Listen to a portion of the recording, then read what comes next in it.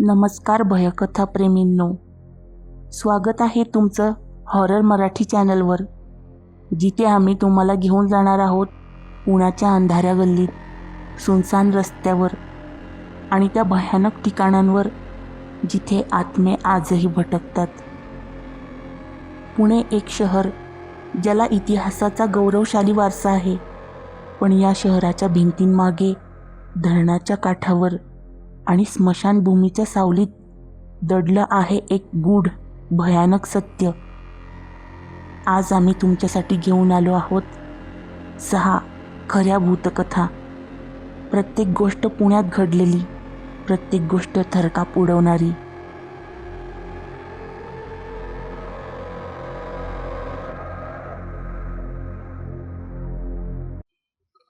होळकर ब्रिजवरील पांढऱ्या साडीतील बाई. पुण्यातील खडकी परिसरात असलेला होळकर ब्रिज हा मुळा नदीवर बांधलेला एक जुना पूल आहे. स्थानिक लोकांमध्ये या पुलाची एक भयानक आख्यायिका प्रसिद्ध आहे. रात्री 12च्या नंतर या पुलावर एक पांढरी साडी नेसलेली बाई दिसते, जी रस्त्यावरून जाणाऱ्या गाड्यांना थांबवते. कोणी तिच्याशी बोलण्याचा प्रयत्न केला तर ती अचानक नाहीशी होते. काहींच्या मते ही बाई आहे एका तरुणीचा आत्मा, जिचा या पुलावर अपघाती मृत्यू झाला होता. ही गोष्ट आहे डिसेंबर 2023 मध्ये एका कॅब ड्रायव्हरला आलेल्या भयंकर अनुभवाची. संतोष, एक 35 वर्षाचा कॅब ड्रायव्हर, पुण्यात रात्रीच्या शिफ्टमध्ये काम करायचा. त्याला होळकर ब्रिजबद्दलच्या गोष्टी माहीत होत्या, पण तो त्या गोष्टींवर विश्वास ठेवत नव्हता. हे सगळं खोटं आहे, लोक फक्त गप्पा मारतात, असं तो आपल्या मित्रांना म्हणायचा. एक थंड डिसेंबरच्या रात्री 10:30च्या सुमारास संतोषला एक बुकिंग मिळालं. त्याला एका प्रवाशाला खडकीतून विमाननगरला सोडायचं होतं. त्याने त्या प्रवासाला विमाननगरला सोडलं आणि संतोष परत आपल्या घरी परतला. त्याचा रस्ता होळकर ब्रिजवरूनच जाणारा होता. रात्री 12:15च्या सुमारास तो होळकर ब्रिजवर पोहोचला. पूल शांत होता आणि रस्त्यावर फारशी वाहनं नव्हती. अचानक त्याच्या गाडीच्या हेडलाईट्समध्ये त्याला एक आकृती दिसली. तीच एक पांढरी साडी नेसलेली बाई होती, ती जी रस्त्याच्या मधोमध उभी होती. तिचे लांब केस चेहऱ्यावर पसरले होते आणि ती हात उंचावून गाडी थांबवण्याचा इशारा करत होती. संतोषला आश्चर्य वाटलं, कारण इतक्या रात्री तिथे कोणी असण्याची शक्यता नव्हती. त्याने गाडी थांबवली आणि खिडकी खाली करून विचारलं, ताई, काय झालं? तुम्हाला कुठे जायचंय? त्या बाईने काहीच उत्तर दिलं नाही. ती फक्त हळूहळू गाडीकडे चालत येऊ लागली. संतोषला कसं तरी वाटायला लागलं. त्याने पुन्हा विचारलं, ताई सांगा ना, काही प्रॉब्लेम आहे का? पण ती बाई जवळ येत होती आणि तिच्या चालण्यात काहीतरी विचित्र होतं. जणू तिचे पाय जमिनीला लागतच नव्हते. संतोषच्या अंगावर काटा आला. त्याने गाडी स्टार्ट करण्याचा प्रयत्न केला, पण गाडी चालूच होईना. त्याने पुन्हा की फिरवली, पण इंजिन काही चाललं नाही. आता ती बाई गाडीच्या अगदी जवळ आली होती. संतोषने तिच्याकडे पाहिलं आणि त्याला तिचा चेहरा दिसला. पांढरा शुभ्र, रक्तहीन आणि डोळ्यांच्या जागी फक्त काळ्या खड्ड्यासारखं काहीतरी. ती बाई अचानक हसली आणि तिच्या तोंडातून एक भयंकर किंकाळी बाहेर आली. संतोष घाबरून ओरडला आणि गाडीच्या दाराला लॉक लावायचा प्रयत्न केला, पण तेवढ्यात त्या बाईने गाडीच्या खिडकीवर हात ठेवला आणि खिडकीचा काच हळूहळू तडकायला लागला. संतोषने डोळे बंद केले आणि देवाचं नाव घ्यायला सुरुवात केली. त्याने आपल्या गळ्यातील हनुमानाचं लॉकेट घट्ट धरलं. अचानक त्याला गाडीच्या बाहेरून एक मोठा आवाज ऐकू आला, जणू काहीतरी खाली पडलं. त्याने डोळे उघडले तेव्हा ती बाई तिथे नव्हती. गाडीचं इंजिनही आपोआप चालू झालं. संतोषने क्षणाचाही विलंब न करता गाडी पळवली आणि थेट घरी पोहोचला. घरी गेल्यावर त्याला दिसलं की त्याच्या गाडीच्या खिडकीवर एक विचित्र ठसा होता.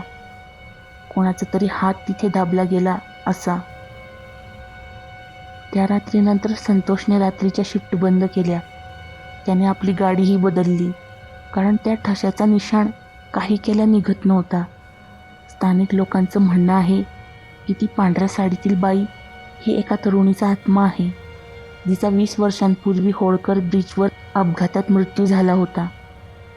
ती आपल्या घरी परत जाण्याचा प्रयत्न करते, पण प्रत्येक वेळी ती पुलावर चढकते. काही ड्रायव्हर्सनी असंही सांगितलं की त्यांना ती बाई गाडीत बसलेली दिसली, पण जेव्हा त्यांनी मागे वळून पाहिलं तेव्हा मागची सीट रिकामी होती.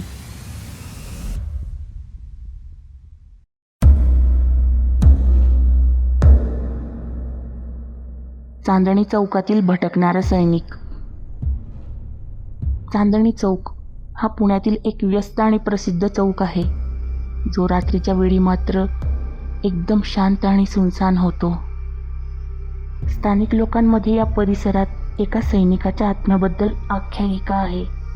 असं म्हणतात की 1960च्या दशकात एका सैनिकाचा या परिसरात अपघातात मृत्यू झाला आणि त्याचा आत्मा आजही आपल्या घरी परत जाण्यासाठी भटकतो.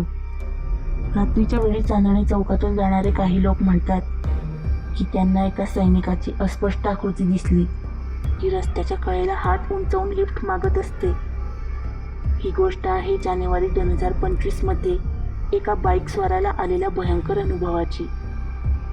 अमोल, वय 28, एका IT कंपनीत काम करणारा तरुण, पुण्यातील बावधन येथे राहायचा. त्याला रात्री उशिरापर्यंत ऑफिसात थांबावं लागायचं आणि मग तो आपल्या बाईकवरून घरी परतायचा.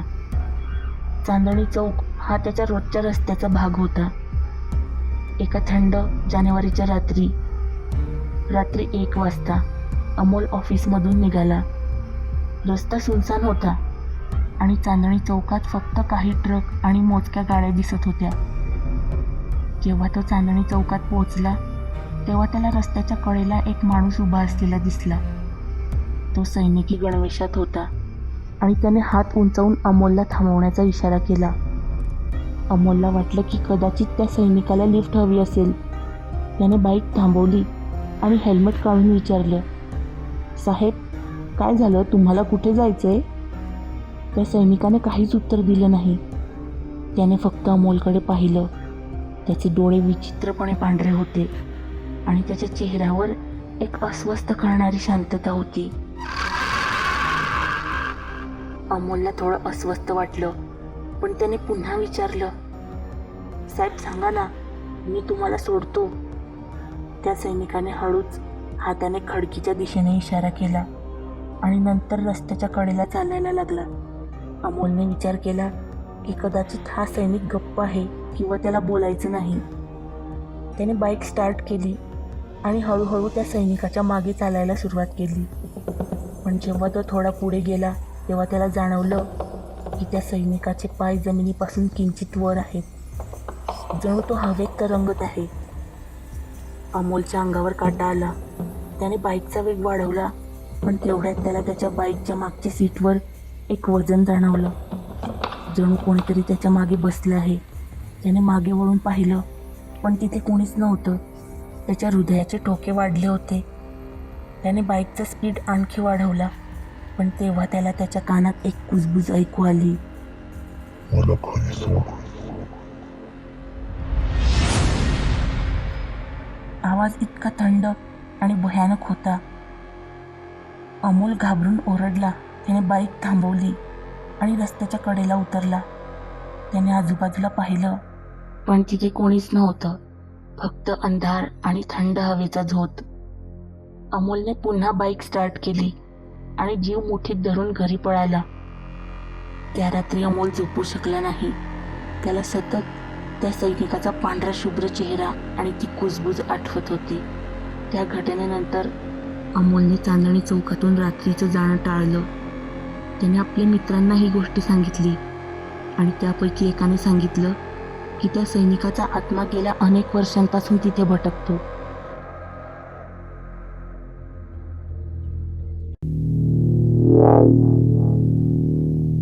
कात्रज स्मशानभूमीतील भटकणारी वृद्ध स्त्री. कात्रज स्मशानभूमी ही पुण्यातील एक जुनी काहीशी खूप प्रसिद्ध स्मशानभूमी आहे. रात्रीच्या वेळी येथील वातावरण इतकं भयान असतं की स्थानिक लोकही इथून लवकर निघून जाण्याचा प्रयत्न करतात. येथे एका वृद्ध स्त्रीच्या आत्म्याबद्दल एक आख्यायिका आहे, जी रात्रीच्या वेळी स्मशानभूमीच्या परिसरात भटकते आणि रस्त्यावरून जाणाऱ्या लोकांना विचित्र प्रश्न विचारते. असं म्हणतात की ती एक वृद्ध स्त्री होती, जी आपल्या मुलाने टाकून दिल्यामुळे स्मशानभूमीजवळ मेली. ही गोष्ट आहे फेब्रुवारी 2025 एका रिक्षावाल्याला आलेल्या भयंकर अनुभवाची. प्रकाश, वय 42, एक रिक्षा चालक. कात्रज परिसरात रात्रीच्या शिफ्टमध्ये काम करायचा. त्याला स्मशानभूमीबद्दलच्या गोष्टी माहीत होत्या, पण तो म्हणायचा, मेल्यापेक्षा जिवंत माणसंच जास्त भयानक असतात. एक थंड फेब्रुवारीच्या रात्री 12:30च्या सुमारास प्रकाशला एक बुकिंग मिळालं. त्याला एका प्रवाशाला कात्रजमधून धायरीला सोडायचं होतं. प्रकाशने त्या प्रवाशाला धायरीला सोडलं आणि तो आपल्या रिक्षेने कात्रज मार्गे घरी निघाला. त्याचा रस्ता स्मशानभूमीच्या बाजूने जाणारा होता. रात्री 1 वाजता तो स्मशानभूमीजवळ पोहोचला. रस्ता पूर्णपणे सुमसाम होता आणि फक्त रस्त्यावरील मंद दिव्यांचा प्रकाश पडत होता. अचानक प्रकाशच्या रिक्षेच्या हेडलाईट्समध्ये त्याला एक म्हातारी बाई दिसली. काळपट रंगाच्या फाटक्या साडीत रस्त्याच्या कडेला उभी होती. तिने हात उंचावून रिक्षा थांबवण्याचा इशारा केला. प्रकाशला थोडं आश्चर्य वाटलं. त्याने रिक्षा थांबवली आणि विचारलं, आजी, इतक्या रात्री इथे काय करता? कुठे जायचंय? म्हातारीने काहीच उत्तर दिलं नाही. ती फक्त रिक्षेकडे चालत येऊ लागली. रिक्षेच्या जवळ येताच प्रकाशला तिचा भयानक चेहरा स्पष्ट दिसला. तिच्या डोळ्यांच्या जागी फक्त काळाकुट्ट अंधार होता आणि चेहरा पांढरा शुभ्र. तिने हळूच विचारलं, माझा मुलगा कुठे आहे? तिचा आवाज इतका भयानक आणि खोल होता की प्रकाशच्या अंगावर काटा आला. प्रकाशने घाबरून रिक्षा स्टार्ट करण्याचा प्रयत्न केला, पण रिक्षा चालूच होईना. तो पुन्हा पुन्हा की फिरवत होता, पण इंजिन काही चालत नव्हतं. ती म्हातारी आता रिक्षेच्या अगदी जवळ आली होती. तिने पुन्हा विचारलं, माझा मुलगा कुठे आहे? यावेळी तिचा आवाज इतका तीव्र होता की प्रकाशच्या कानात गुणगुणायला लागलं. त्याने डोळे बंद केले आणि देवाचं नाव घेत गाडी स्टार्ट करत राहिला. तेवढ्यात त्याला जाणवलं की म्हातारी रिक्षेच्या आत चढून मागच्या सीटवर बसली. प्रकाशने हिंमत करून मागे पाहिलं, पण मागची सीट तर रिकामीच होती. देवाचं नाव घेत प्रकाशने पुन्हा एकदा रिक्षा चालू करण्याचा प्रयत्न केला आणि नशिबानं रिक्षा सुरू झाली. त्याने शक्य तितका स्पीड वाढवत रिक्षा स्मशानभूमीपासून दूर नेली. स्मशानभूमीपासून दूर जाताच त्याला थोडं रिलॅक्स वाटू लागलं. प्रकाश रात्री कसाबसा करत घरी पोहोचला. त्या रात्रीनंतर प्रकाशने कात्रज परिसरात रात्रीच्या शिफ्ट बंद केल्या. स्थानिक लोकांचं म्हणणं आहे की ती वृद्ध स्त्री आपल्या मुलाला शोधत स्मशानभूमीच्या परिसरात भटकते. काहींनी असंही सांगितलं आहे की जर तुम्ही तिच्या प्रश्नांचं उत्तर दिलं नाही तर ती तुमच्या मागे कायमची लागते आणि तुमच्या आयुष्यात काही विचित्र घटित घडतं. गोष्ट क्रमांक 5. व्हिक्टरी थिएटरमधील भटकणारा तरुण. व्हिक्टरी थिएटर हे पुण्याच्या कॅम्प परिसरातील एक जुने आणि ऐतिहासिक थिएटर आहे, जे 1940च्या दशकात बांधले गेले. या थिएटरबद्दल स्थानिकांमध्ये एक भयानक आख्यायिका आहे. रात्रीच्या शो नंतर एका तरुणाचा आत्मा थिएटरच्या कॉरिडॉरमध्ये भटकतो. असंही म्हणतात की 1970च्या दशकात एका तरुणाचा, ज्याचं नाव अजय होतं, या थिएटरमध्ये एका भांडणात खून झाला. त्याचा आत्मा आजही तिथे भटकतो आणि रात्रीच्या वेळी थिएटरच्या कर्मचाऱ्यांना विचित्र अनुभव येतात. ही गोष्ट आहे एका सिक्युरिटी गार्डला आलेल्या भयंकर अनुभवाची. विकास, वय 30, व्हिक्टरी थिएटरमध्ये रात्रीचा सिक्युरिटी गार्ड म्हणून काम करायचा. तो गेल्या 2 वर्षापासून तिथे काम करत होता आणि त्याला थिएटरच्या भूतकथांबद्दल माहिती होती. पण त्याला या गोष्टींवर फारसा विश्वास नव्हता. इथल्या कर्मचाऱ्यांनी पसरवलेलं खोटी अफवा आहे असं त्याला वाटायचं. एका मार्चच्या रात्री 12:30च्या सुमारास थिएटरमध्ये शेवटचा शो संपला. सर्व प्रेक्षक आणि कर्मचारी घरी गेले आणि विकासने थिएटरच्या दारांना कुलूप लावण्यास सुरुवात केली. थिएटरच्या मुख्य हॉलमध्ये तो एकटाच होता. सर्वत्र शांतता पसरली होती. फक्त तिथल्या जुन्या लाकडी मजल्यावरून येणारा कुरकुर आवाज ऐकू येत होता. विकासने आपली टॉर्च लावली आणि कॉरिडॉरमधून प्रोजेक्शन रूमकडे जायला सुरुवात केली. तेवढ्यात त्याला कॉरिडॉरच्या शेवटी एक सावली दिसली. त्याने टॉर्च तिकडे वळवली, पण तेव्हा तिथं कोणीच नव्हतं. त्याला वाटलं की कदाचित त्याला भास झाला असेल. पण जेव्हा तो पुढे गेला तेव्हा त्याला एक विचित्र वास आला, काहीतरी सडल्याचा. विकासने प्रोजेक्शन रूम तपासली आणि सर्व काही ठीक आहे याची खात्री केली. पण जेव्हा तो परत कॉरिडॉरमध्ये आला तेव्हा त्याला पुन्हा ती सावली दिसली, थिएटरच्या मुख्य हॉलच्या दिशेने जाताना. त्याने हिंमत करून हाक मारली, कोण आहे तिथे? पण उत्तराऐवजी त्याला एक हलकासा हसण्याचा आवाज ऐकू आला. आवाज इतका थंड आणि भयानक होता की विकासच्या अंगावर काटा आला. त्याने टॉर्च हातात धरली आणि हॉलच्या दिशेने चालायला सुरुवात केली. हॉलमध्ये गेल्यावर त्याला एक तरुण दिसला, जो थिएटरच्या मधल्या रांगेत उभा होता. तो जीन्स आणि जॅकेट घातलेला होता आणि त्याच्या हातात काहीतरी चमकत होतं, काहीतरी चाकूसारखं. विकासने त्याच्याकडे टॉर्च वळवली आणि विचारलं, कोण आहेस तू? काय करतो इथे? त्या तरुणाने मागे वळून पाहिलं आणि विकासचा श्वास अडकला. त्याचा चेहरा पांढरा शुभ्र होता आणि चेहऱ्यावर जागोजागी जखमा झालेल्या होत्या. त्याच्या छातीतून रक्त वाहत होतं. त्याचे डोळे काळे आणि निर्जीव होते. तो तरुण हसला आणि म्हणाला, तू मला मारलंस? विकास घाबरून मागे सरकला. त्याने त्याची टॉर्च खाली पडली आणि ती बंद झाली. अंधारात त्याला काही दिसत नव्हतं. फक्त कुणाच्या तरी पावलांचा आवाज ऐकू येत होता, जो हळूहळू त्याच्याच दिशेने येत होता. विकासने धावण्याचा प्रयत्न केला, पण त्याला जाणवलं की हॉलचे दरवाजे बंद झाले आहेत. त्याने दरवाजाला धक्के मारले, पण ते उघडतच नव्हते. तेवढ्यात त्याच्या खांद्यावर एक थंड हात त्याला जाणवला.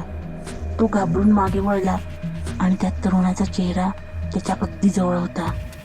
तो पुन्हा म्हणाला, तू मला मारलंस? विकास ओरडला आणि त्याने आपल्या खिशातून त्याच्या आईने दिलेलं ताईत काढले. त्याने ती त्या तरुणाकडे दाखवली आणि देवाचं नाव घ्यायला सुरुवात केली. अचानक एक मोठा आवाज झाला आणि हॉलचे दरवाजे आपोआप उघडले. विकास धावत पडत बाहेर पळाला. थिएटरच्या मुख्य प्रवेशद्वारापर्यंत पोहोचला. जेव्हा त्याने मागे वळून पाहिलं तेव्हा तिथे कोणीच नव्हतं. विकास भीतीने थरथर कापत होता. त्याला काय करावं काही सुचत नव्हतं. त्या क्षणी तो तिथून घरी निघाला आणि त्याने ती नोकरी सोडून दिली. त्या रात्रीनंतर त्याने कधीही कुठेही नाईट शिफ्टची ड्युटी घेतली नाही.